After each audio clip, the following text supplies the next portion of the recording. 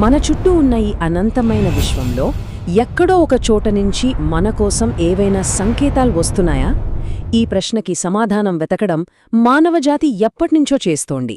రండి, ఈరోజు మనం ఆ కాస్మిక్ డిటెక్టివ్ స్టోరీలో కాస్త లోతుగా వెళ్దాం. శతాబ్దాలుగా, నిజానికి ఎప్పటినుంచో ఒకే ఒక్క ప్రశ్న మనందర్నీ తొలిచేస్తోంది. ఇంత పెద్ద విశ్వంలో మనం ఒంటరిగా ఉన్నామా? ఈ ఒక్క ప్రశ్న చుట్టూనే మన అన్వేషణ అంతా తిరుగుతోంది.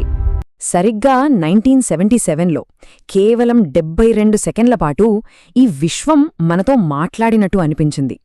ఊహించని విధంగా ఒక రేడియో టెలిస్కోప్కి ఆకాశం నుంచి ఓ వింతైన సంకేతం అందింది. అసలు సైంటిస్టులందరూ షాక్ అయ్యారు.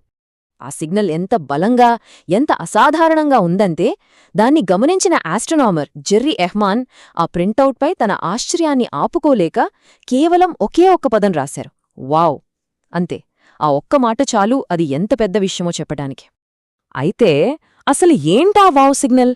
ఆగస్ట్ 15, 1977న ఒహాయోలోని బిగ్ ఇయర్ రేడియో టెలిస్కోప్ అంతరిక్షం నుంచి ఈ మిస్టీరియస్ సిగ్నల్ను పట్టుకుంది.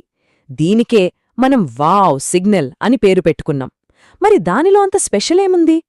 ఈ సిగ్నల్ చాలా విచిత్రంగా ఉంది. చూడండి, అది సరిగ్గా 72 సెకండ్లు మాత్రమే ఉంది. మామూలుగా అంతరిక్షంలో ఉండే బ్యాక్గ్రౌండ్ నాయిస్ కన్నా 30 రెట్లు బలంగా ఉంది. అన్నిటికన్నా ముఖ్యమైన విషయమేంటంటే ఇది ఒక నారో బ్యాండ్ సిగ్నల్. అంటే ఇది సహజంగా ఏర్పడింది కాదు, ఏదో టెక్నాలజీతో సృష్టించినట్టు అనిపించింది. ధనుస్సు రాశివైపు నుంచి వచ్చిన ఈ సిగ్నల్ మళ్ళీ ఎప్పుడూ ఎక్కడా వినపడలేదు. ఇదే అసలైన మిస్టరీ. కాని అసలైన క్లూ దాని ఫ్రీక్వెన్సీలో దాగి ఉంది. 1420 మెగాహెర్ట్జ్. ఈ నంబర్ ఏదో యాదృచ్ఛికంగా వచ్చింది కాదు. విశ్వంలో ఇది చాలా చాలా ముఖ్యమైన నంబర్లలో ఒకటి. ఈ ఫ్రీక్వెన్సీని హైడ్రోజన్ లైన్ అని అంటారు. ఎందుకంటే మన విశ్వంలో ఎక్కడ చూసినా ఎక్కువగా ఉండేది హైడ్రోజనే. సో ఆలోచించండి, వేరే ఏదైనా నాగరికత మనతో మాట్లాడాలనుకుంటే వాళ్ళు ఏ ఫ్రీక్వెన్సీని వాడతారు? అందరికీ తెలిసినదాన్నే కదా. అందుకే దీన్ని యూనివర్సల్ డయల్ టోన్ అని చెప్పొచ్చు. వావ్, సిగ్నల్ ఒక్కటే కాదులేండి, విశ్వం మన ముందు ఇలాంటి ఎన్నో చిక్కుముడులను ఉంచుతూనే ఉంది. కొన్నైతే వావ్ సిగ్నల్ కన్నా ఇంకా వింతగా ఉంటాయి. ఉదాహరణకి సుమారు 35 ఏళ్ల క్రితం ఒక వింత ప్రసారం మొదలైంది. అది ఇప్పుడికి ఆగలేదు, ఒక పర్ఫెక్ట్ టైమింగ్తో రిపీట్ అవుతూనే ఉంది. దీన్ని 22 నిమిషాల రిపీటర్ అని పిలుస్తున్నారు. మన నుంచి 15,000 కాంతి సంవత్సరాల దూరంలో ఉన్న GPM J183910 అనే ఒక ప్రదేశం నుంచి ఇది వస్తోంది. ప్రతి 22 నిమిషాలకొకసారి కరెక్ట్గా 5 నిమిషాల పాటు ఇది ఫ్లాష్ అవుతోంది. ఇది గత 35 ఏళ్లుగా ఇలాగే జరుగుతోంది. అచ్చం స్పేస్లో ఎవరో ఒక లైట్ హౌస్ ఆన్ చేసినట్టుంది కదా. కాని ఎందుకో ఎవ్వరికీ తెలీదు.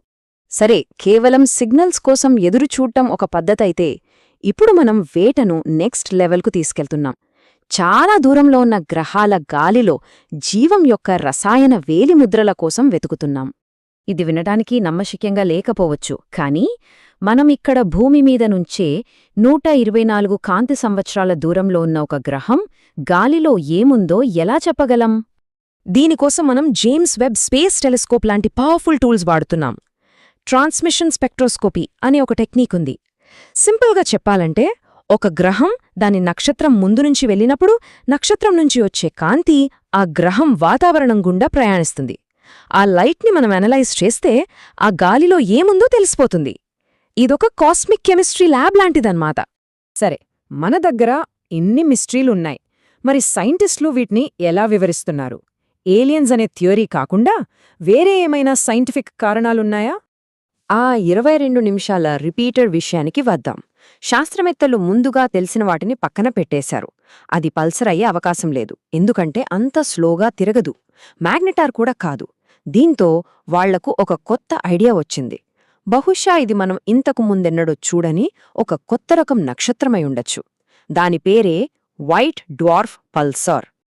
ఇక K218b గ్రహం మీద James Webb telescope dimethyl sulphide అంటే DMS అనే ఒక అణువును గుర్తించింది. ఇక్కడే అసలు కథ మొదలవుతుంది. మన భూమి మీద ఈ DMSని దాదాపు పూర్తిగా సముద్రంలోని సూక్ష్మజీవులు అంటే ఫైటోప్లాంక్టన్ లాంటివి మాత్రమే ఉత్పత్తి చేస్తాయి. అంటే అది జీవానికి ఒక బలమైన ఆధారం కావచ్చు. చూసారా, ప్రతి మిస్టరీ వెనుక 2 కథలున్నాయి. ఒకటి చాలా ఎగ్జైటింగ్ వాదన, అంటే ఏలియన్స్, తెలియని టెక్నాలజీ లాంటివి. రెండోది ఒక సైంటిఫిక్ వివరణ, అంటే ఒక కొత్త రకం నక్షత్రమో, మనకు తెలియని ఒక కెమికల్ ప్రాసెసో.